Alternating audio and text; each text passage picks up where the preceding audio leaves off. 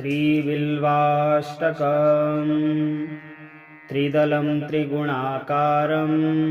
त्रिनेत्रं च त्रयायुधं त्रिजन्मपापसंहारम्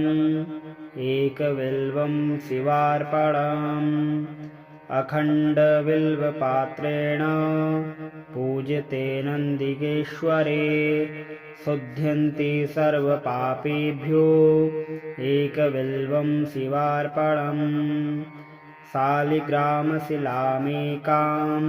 विप्राणां जातु चार्पयेत् सोमयज्ञमहापुण्यम् एकबिल्वं शिवार्पणम् दन्तिकोटिसहस्राणि वाजपेयशतानि च कोटिकन्यामहादानम् एकबिल्वं शिवार्पणम् लक्ष्म्यास्तनुत उत्पन्नं महादेवस्य च प्रियम् बिल्ववृक्षं प्रयच्छामि एकबिल्वं शिवार्पणम् दर्शनं बिल्ववृक्षस्य स्पर्शनं पापनाशनम् अघोरपापसंहारम् एकबिल्वं शिवार्पणम् काशीक्षेत्रनिवासं च कालभैरवदर्शनम् प्रयागमाधवं दृष्ट्वा एकबिल्वं शिवार्पणम् मूलतो ब्रह्मरूपाय मध्यतो विष्णुरूपिणे अग्रतो शिवरूपाय एकबिल्वं शिवार्पणम् बिल्वाष्टकमिदं पुण्यं यः पठेत् शिवसन्निधौ सर्वपापविनिर्मुक्तः शिवलोकमवाप्नुयात्। दलं त्रिगुणाकारं त्रिनेत्रं च त्रयायुधं त्रिजन्मपापसंहारम् एकबिल्वं शिवार्पणम् अखण्डबिल्वपात्रेण पूज्यते नन्दिकेश्वरे शुध्यन्ति सर्वपापेभ्यो एकबिल्वं शिवार्पणम् शालिग्रामशिलामेकां विप्राणां जातु चार्पयेत् सोमयज्ञमहापुण्यम् एकबिल्वं शिवार्पणम् दन्तिकोटिसहस्राणि वाजपेयशतानि च कोटिकन्यामहादानम् एकबिल्वं शिवार्पणम् लक्ष्म्यास्तनुत उत्पन्नं महादेवस्य च प्रियम् बिल्ववृक्षं प्रयच्छामि एकबिल्वं शिवार्पणम् दर्शनं बिल्ववृक्षस्य स्पर्शनं पापनाशनम् अघोरपापसंहारम् एकबिल्वं शिवार्पणम् काशीक्षेत्रनिवासं च कालभैरवदर्शनम् प्रयागमाधवं दृष्ट्वा एकबिल्वं शिवार्पणम् मूलतो ब्रह्मरूपाय मध्यतो विष्णुरूपिणे अग्रतो शिवरूपाय एकबिल्वं शिवार्पणम् बिल्वाष्टकमिदं पुण्यं यः पठेत् शिवसन्निधौ सर्वपापविनिर्मुक्तः शिवलोकमवाप्नुयात्। इदलं त्रिगुणाकारं त्रिनेत्रं च त्रयायुधं त्रिजन्मपापसंहारम्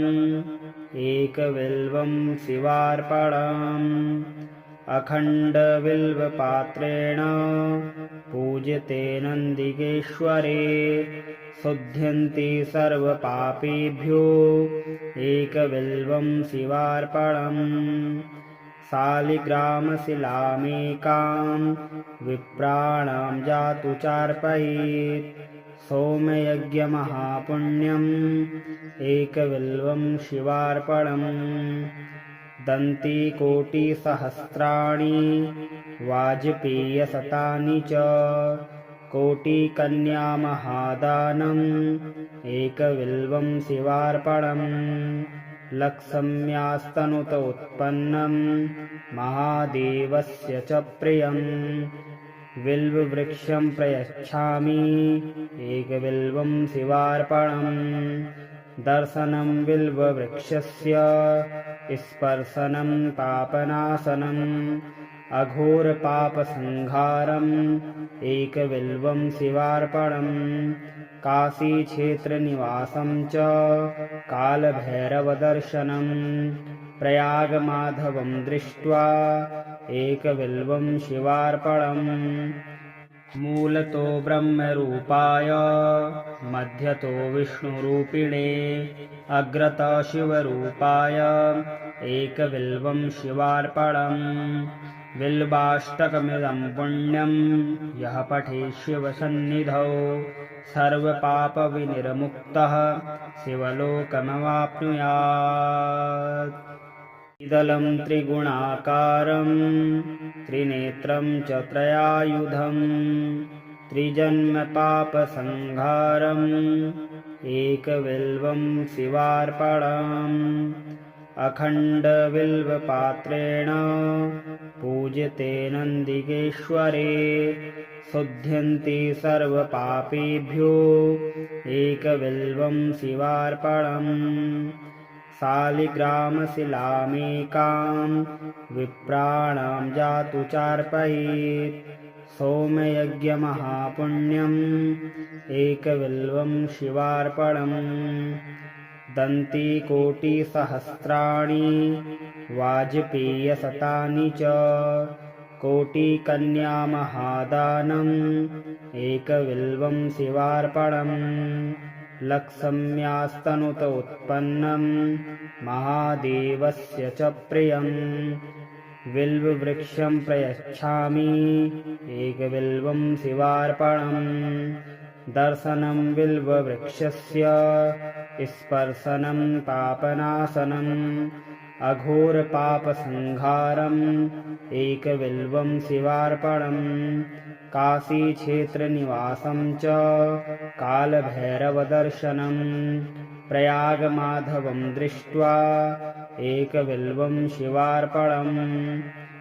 मूलतो ब्रह्मरूपाय मध्यतो विष्णुरूपिणे अग्रतो शिवरूपाय एकबिल्वं शिवार्पणम् बिल्वाष्टकमिदं पुण्यं यः पठेत् शिवसन्निधौ सर्वपापविनिर्मुक्तः शिवलोकमवाप्नुयात्। इदलं त्रिगुणाकारं त्रिनेत्रं च त्रयायुधं त्रिजन्मपापसंहारम् एकबिल्वं शिवार्पणम् अखण्डबिल्वपात्रेण पूज्यते नन्दिकेश्वरे शुध्यन्ति सर्वपापेभ्यो एकबिल्वं शिवार्पणम् शालिग्रामशिलामेकां विप्राणां जातु चार्पयेत् सोमयज्ञमहापुण्यम् एकबिल्वं शिवार्पणम् दन्तिकोटिसहस्राणि वाजपेयशतानि च कोटिकन्यामहादानम् एकबिल्वं शिवार्पणम् लक्ष्म्यास्तनुत उत्पन्नं महादेवस्य च प्रियम् बिल्ववृक्षं प्रयच्छामि एकबिल्वं शिवार्पणम् दर्शनं बिल्ववृक्षस्य स्पर्शनं पापनाशनम् अघोरपापसंहारम् एकबिल्वं शिवार्पणम् काशीक्षेत्रनिवासं च कालभैरवदर्शनम् प्रयागमाधवं दृष्ट्वा एकबिल्वं शिवार्पणम् मूलतो ब्रह्मरूपाय मध्यतो विष्णुरूपिणे अग्रतो शिवरूपाय एकबिल्वं शिवार्पणम् बिल्वाष्टकमिदं पुण्यं यः पठेत् शिवसन्निधौ सर्वपापविनिर्मुक्तः शिवलोकमवाप्नुयात्। इदलं त्रिगुणाकारं त्रिनेत्रं च त्रयायुधं त्रिजन्मपापसंहारम् एकबिल्वं शिवार्पणम् अखण्डबिल्वपात्रेण पूज्यते नन्दिकेश्वरे शुध्यन्ति सर्वपापेभ्यो एकबिल्वं शिवार्पणम् शालिग्रामशिलामेकां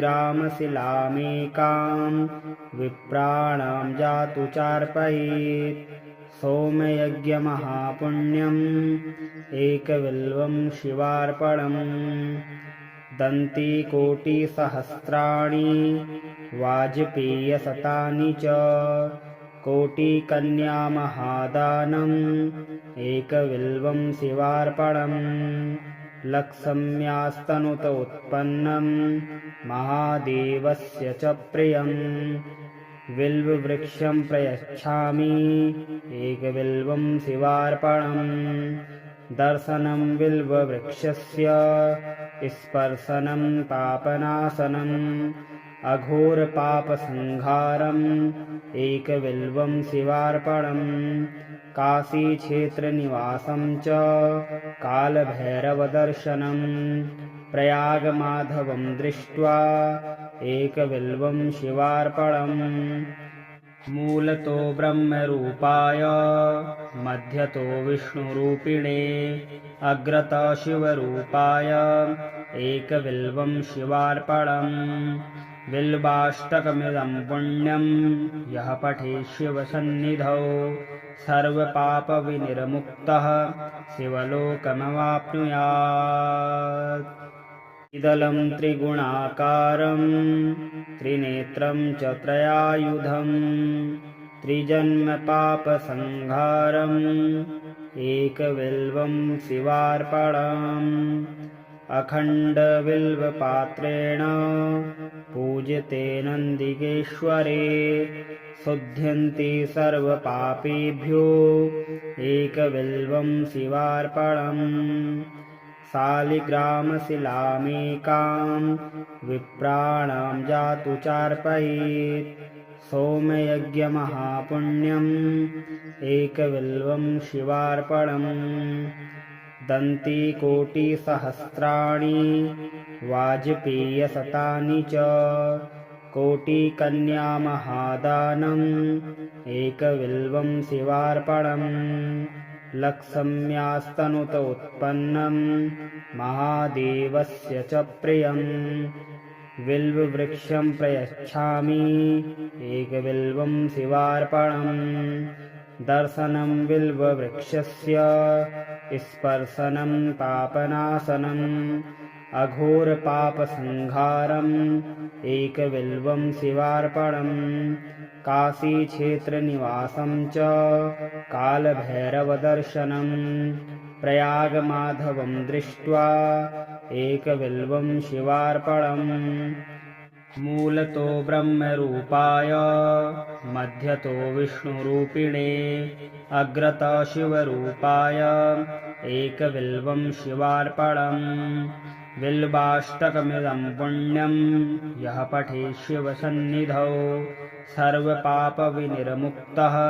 शिवलोकमवाप्नुयात्। इदलं त्रिगुणाकारं त्रिनेत्रं च त्रयायुधं त्रिजन्मपापसंहारम् एकबिल्वं शिवार्पणम् अखण्डबिल्वपात्रेण पूज्यते नन्दिकेश्वरे शुध्यन्ति सर्वपापेभ्यो एकबिल्वं शिवार्पणम् शालिग्रामशिलामेकां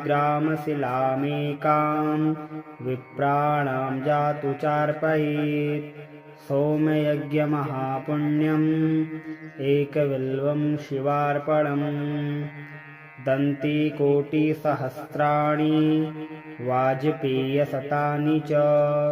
कोटिकन्यामहादानम् एकबिल्वं शिवार्पणम्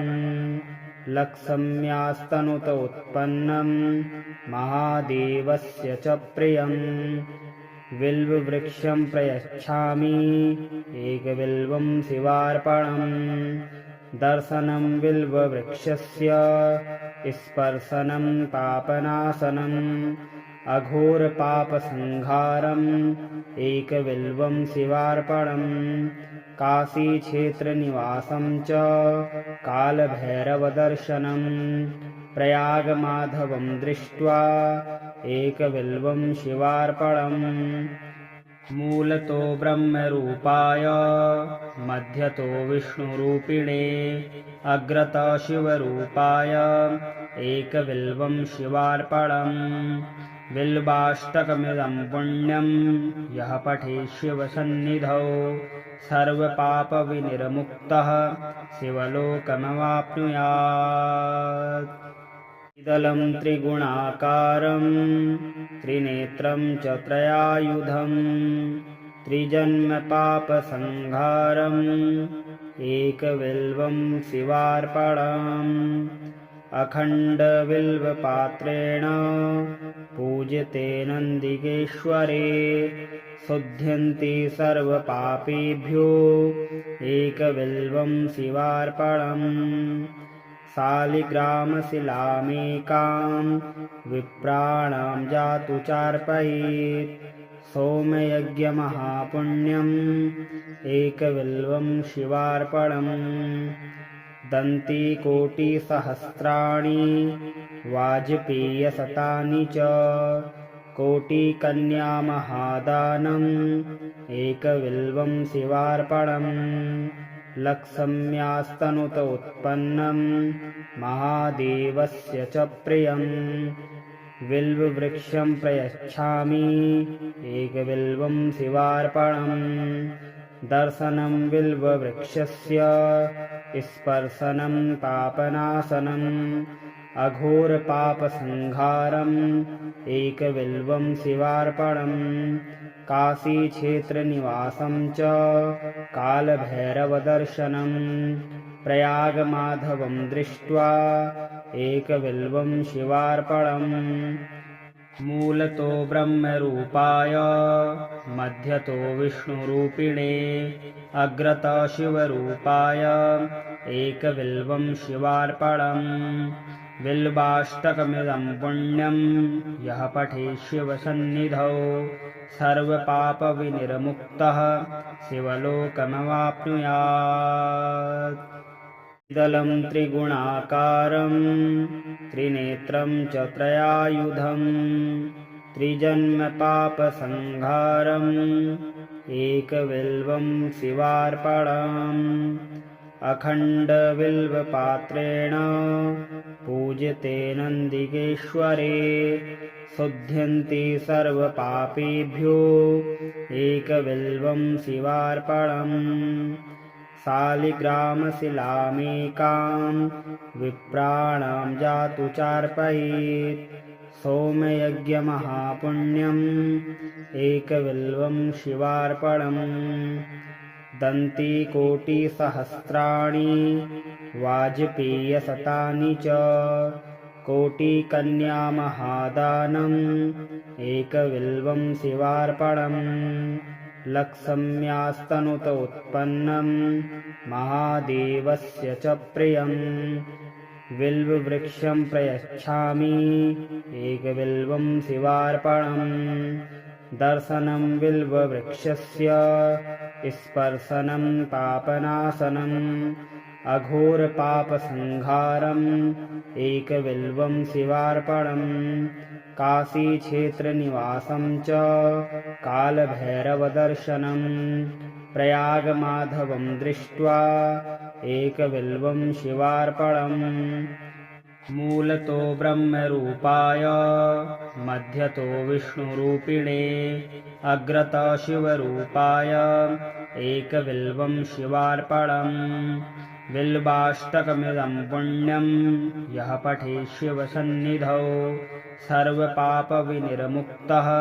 शिवलोकमवाप्नुयात्।